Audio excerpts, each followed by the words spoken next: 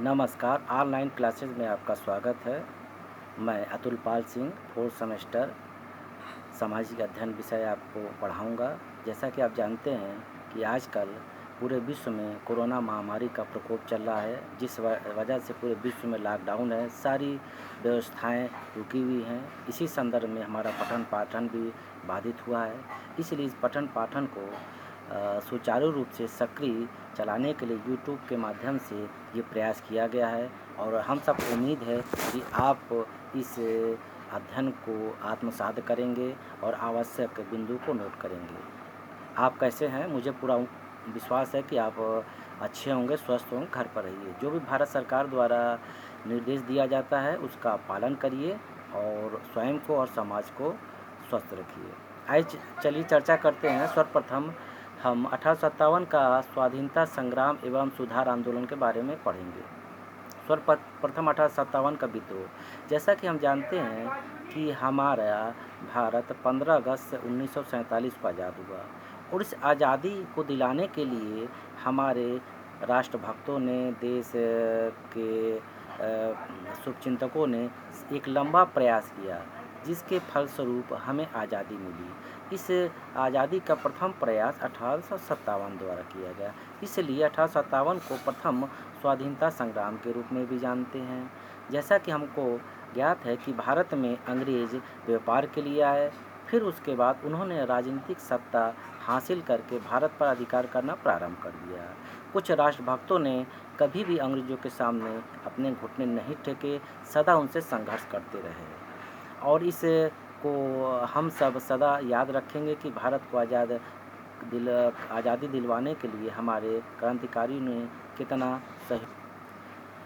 18 स्वतंत्रता संग्राम के बारे में वीर सावरकर ने कहा है, यह विद्रोह राष्ट्रीय स्वतंत्रता का प्रथम संग्राम था, क्योंकि यही पहला विद्रोह था जिसमें लगभग सभी वर्ग, शासक वर्ग, व्यापारी वर्ग, सैनिक वर्ग, किसान वर्ग एवं शोषित अन्य वर्ग एक साथ मिल करके अंग्रेजों से टक्कर लिए, उनका विरोध किए।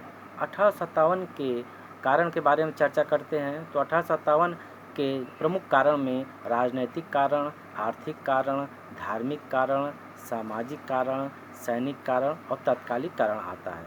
सर्वप्रथम राजनीतिक कारण पर चर्चा करते हैं। लॉर्ड डलहौजी की राज हड़प की नीति। हम सब लॉर्ड डलहौजी के बारे में नाम अवश्य सुने होंगे।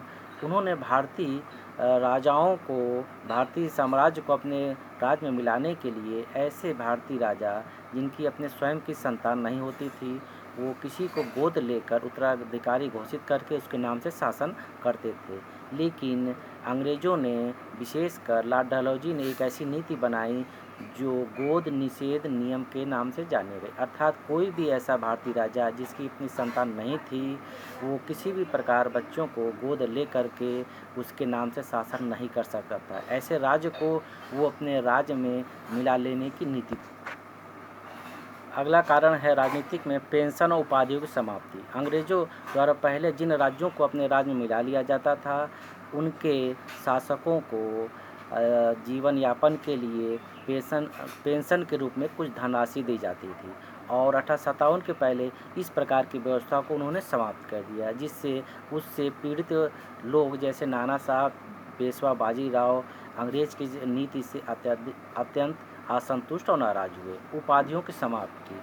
अंग्रेज समय समय पर राजा, नवाब आदि की उपाधि भारतीयों को दिया करते थे, ये भी उपाधि समाप्त कर दी गई, जिस कारण इस उपाधि से जो लोग सम्मानित हुए थे उनको लगने लगा कि उनके सम्मान को ठेस पहुंची है और अंग्रेज द्वारा जो ये व्यवहार किया गया है, कार्य किया गया, ये उचित नहीं है, जिस कारण अंग्रेज़ों के प्रति ये भी वर्ग असंतोष की भावना उनके अंदर आने लगी। आर्थिक कारण। हम सब जानते हैं किसी भी देश की मजबूती उसकी आर्थिक व्यवस्था होती है। भारतीयों को कमज़ोर करने के लिए अंग्रेज़ों ने उनके आर्थिक व्यवस्था पर भी चोट करने का काम किया।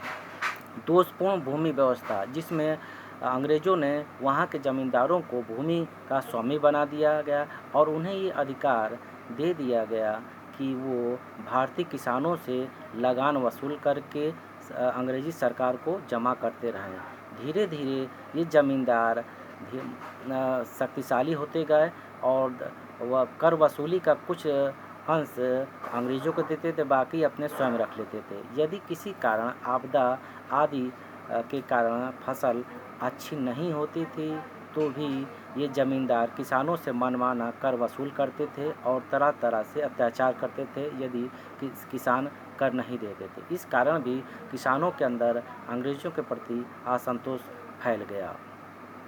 विदेशी वस्तुओं को भारत में प्रोत्साहन देना और स्वदेशी वस्तुओं को हतोत्साहित करना। अंग्रेज़ों की एक और चाल थी कि विदेश में बनी वस्तुओं का भारत के व्यापार में प्रचलन बढ़े और यहाँ से बनी वस्तुओं को भारत में किसी प्रकार न बिकने दिया जाए, जिस कारण यहाँ के उद्योग धीरे धीरे जो छोटे और कुटीर उद्योग थे वो नष्ट होते चले गए और भारत पूर्ण रूप से भारत के लोग अंग्रेज़ों पर निर्भर हो जाए।